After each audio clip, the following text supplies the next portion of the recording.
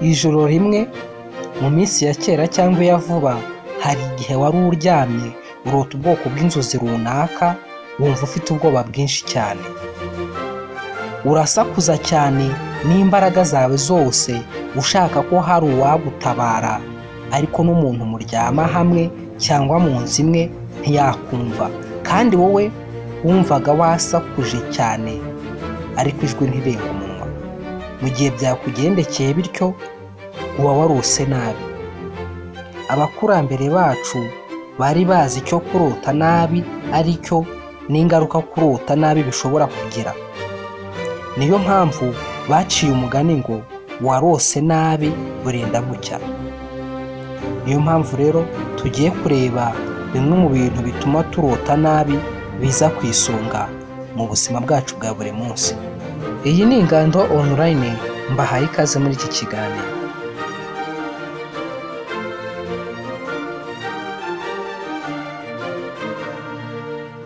Uwarose nabi burinda bucya. Ni iki gituma uwarose nabi burinda bucya atongeye gutora agatotsi? Kandi ni izihe mpamvu ziza ku isonga zituma umuntu agira indoto mbi kugeza aho akanguka akabanza kwisuzuma ngo yumve ko akiri muzima, cyangwa niba ibyo yarose atari byo koko?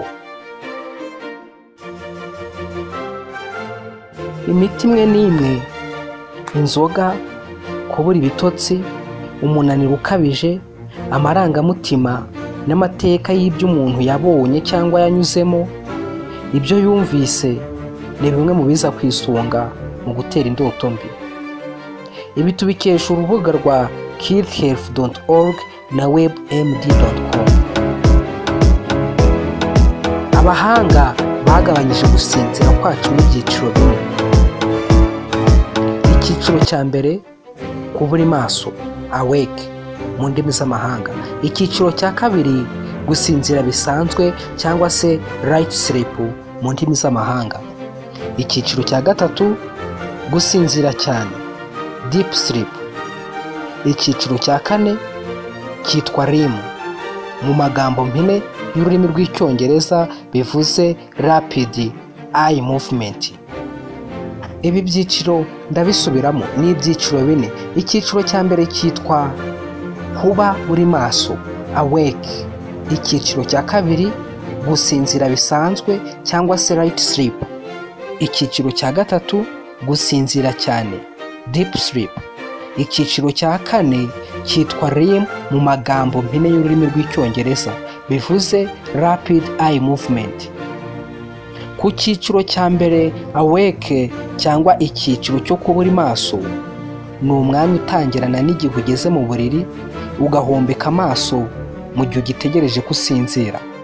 Mu gihe warimo wumva ikiganiro runaka kuri radiyo cyangwa urimo kuganira n'undi muntu ukaza gusinzira utazi uko agatotsi kagutwaye, icyo gihe uba winjiye mu cyiciro cya kabiri cyo gusinzira, aricyo light sleep cyangwa gusinzira bisanzwe.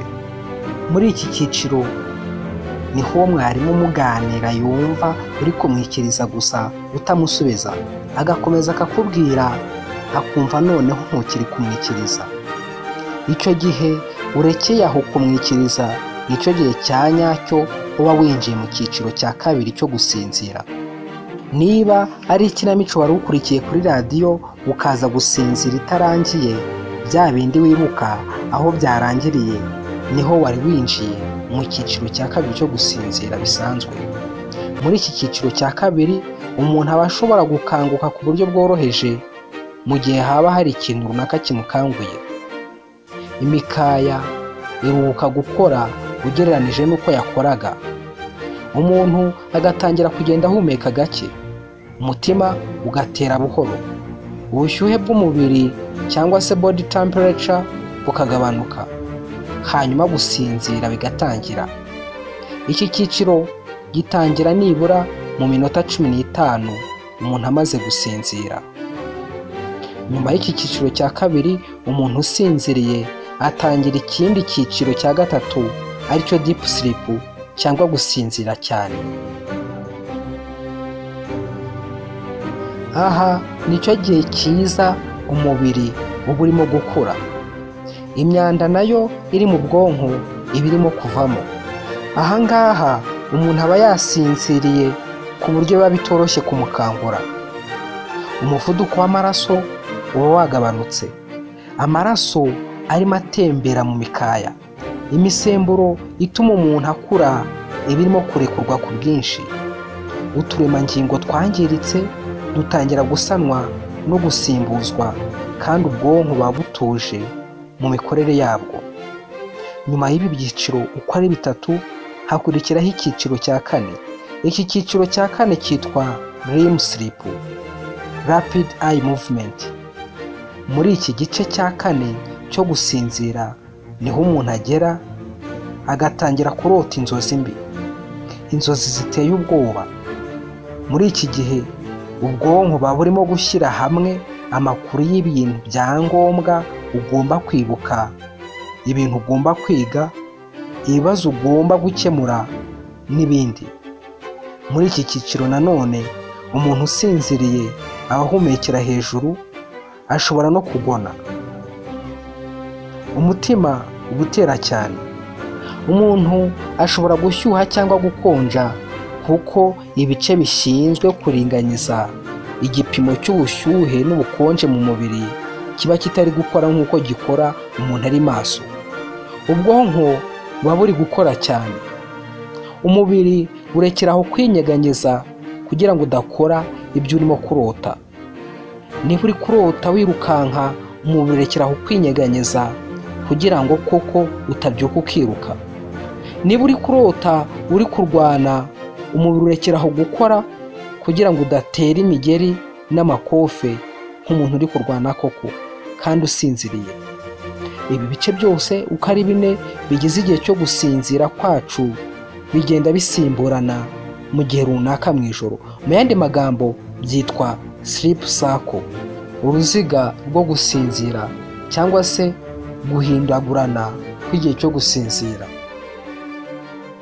Ariko iyo umuntu asinziriye cyane cyane ageze muri iki cyiciro cya kane, nibwo hakunze kuza indoto mbi, umuntu agakangukira hejuru. Ibi biterwa n'umurimo ukomeye ubwonko buba burimo gukora wo gushyira ku murongo ibintu byose cyangwa amakuru yose bubitse bwahabonye buyakuye ahantu hatandukanye. Ibi ubwonko buba burimo gukora bisa naho ari igikorwa dukorera ibyuma byacu by'ikoranabuhanga kugira ngo bigendane n'igihe tugezemo. Kwapudetinga mashine cyangwa telefone n'ibindi bikoresho by'ikoranabuhanga. Ubwonko bukora ibi ngibi bwifashishije amakuru bubitse yo mu gihe cya kera cyane, cyangwa amakuru ya vuba, cyangwa amakuru y'ibintu bya vuba cyane, nk'ibyo wabonye cyangwa wumvise ejo hashize.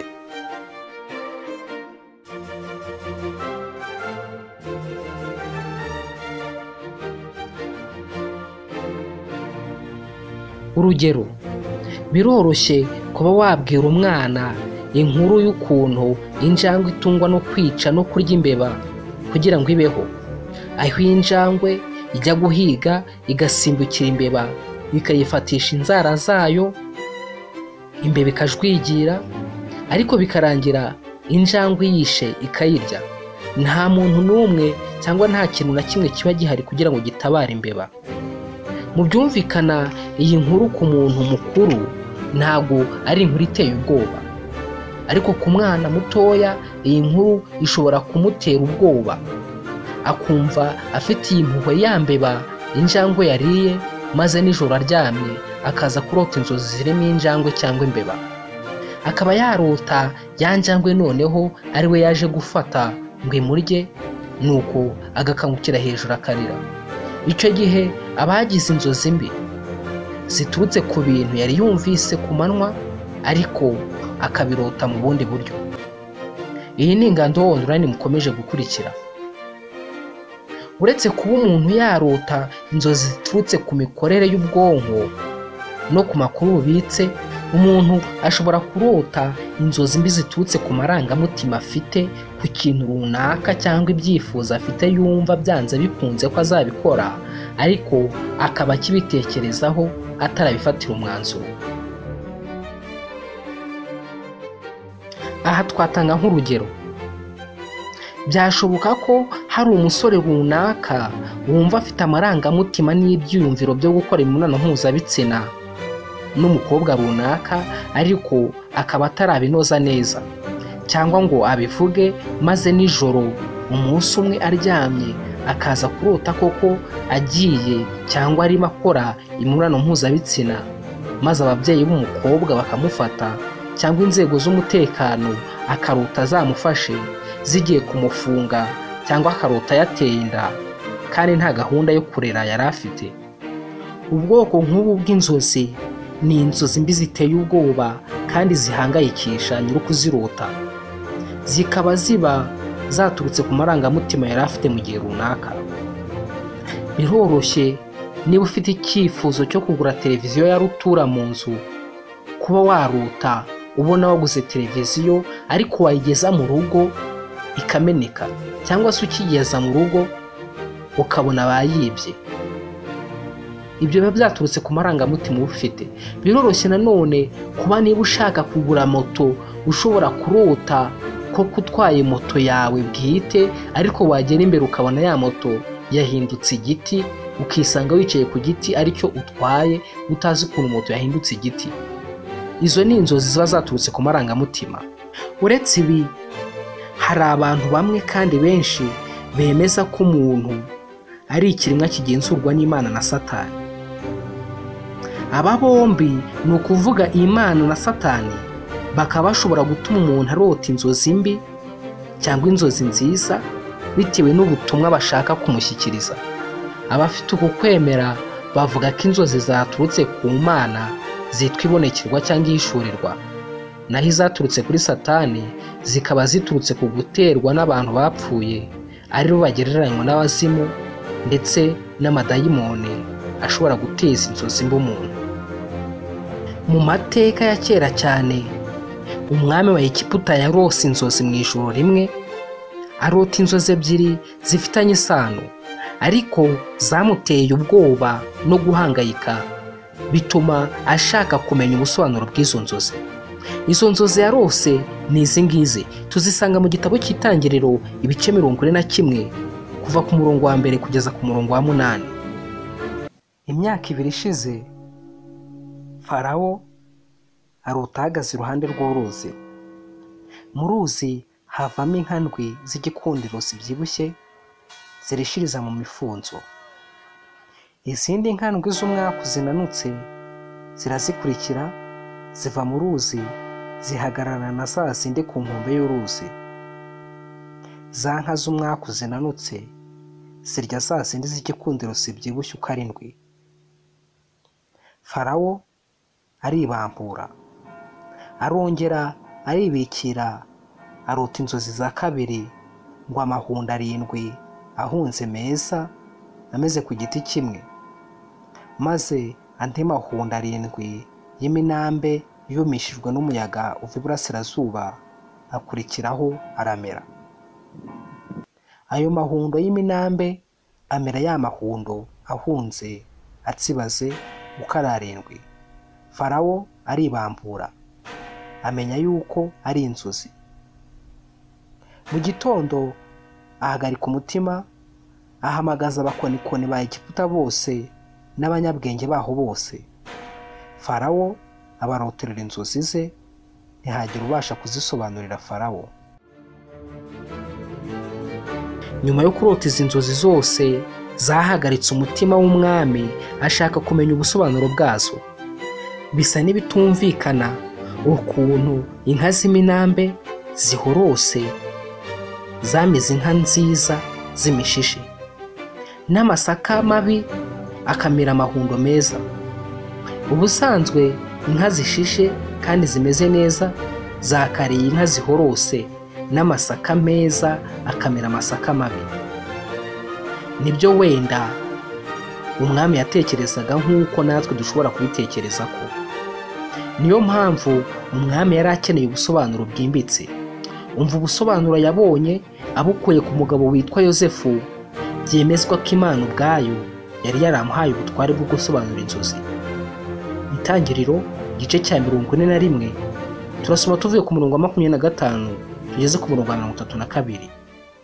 Yosefu abwira Farawo ati, inzozi za Farawo ni zimwe, iby'Imana igiye gukora yabibwiye Farawo. Za nkandwi n'inzara n'imyaka 7, na ya mahundo 7 meza n'imyaka 7.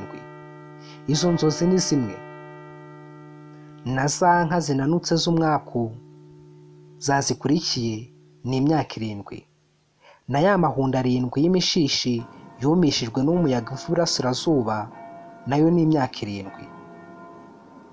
Izaba imyaka 7 y'inzara. Icyo nicyo nabwiye Farawo nti iby'Imana igiye gukora yabibwiye Farawo. Hazaza imyaka 7 y'uburumbuke bwinshi mu gihugu cya Egiputa cyose, hanyuma hakurikireho imyaka 7 y'inzara. Ubwo burumbuke bwose bwibagirane mu gihugu cya Egiputa. Inzara izamara igihugu, uburumbuke bwe kwibukwa ku bw'inzara ibukurikiye, kuko izaba ari nyinshi cyane. Kandi cyatumye izo nzozi zibonekera Farawo kabiri ni uko ibyo byakomejwe n'Imana kandi izabisohoza vuba. Ibi ni bimwe mu byashingirwagaho mu kuvuga ko hari inzozi umuntu ashobora kurota zaba zivuye ku Mana igira ngo imuburire cyangwa imuteguze mu bundi buryo ibigiye kuzaba mu gihe kiri imbere. Uko Imana ivugana n'abantu bayo mu nzozi, birashoboka ko na Sekibi nawe ubwe ashobora kuvugana n'abantu be mu nzozi cyangwa agateza abantu inzozi mbi. Mu biganiro bitaha tuzagaruka ku busobanuro bw'inzozi mu buryo bw'umwuka. Niyo mpamvu nakwibutsaga ko utaza kugenda udakoze subscribe kuri iyi channel kugira ngo uzabashe kubona ibiganiro byacu bitaha. Niba wakunze cyangwa ufite igitekerezo kuri iki kiganiro, ntugende utaduhaye like kandi unaduhaye inyunganizi. Ikibazo waba ufite cyangwa icyo usobanuza cyangwa inyunganizi, wacyandika muri mwanya wagenewe comment, tuzagisoma kandi tugusubize. Iyi ni Ingando online, mbashimiye kuba mwarimu mudukurikira.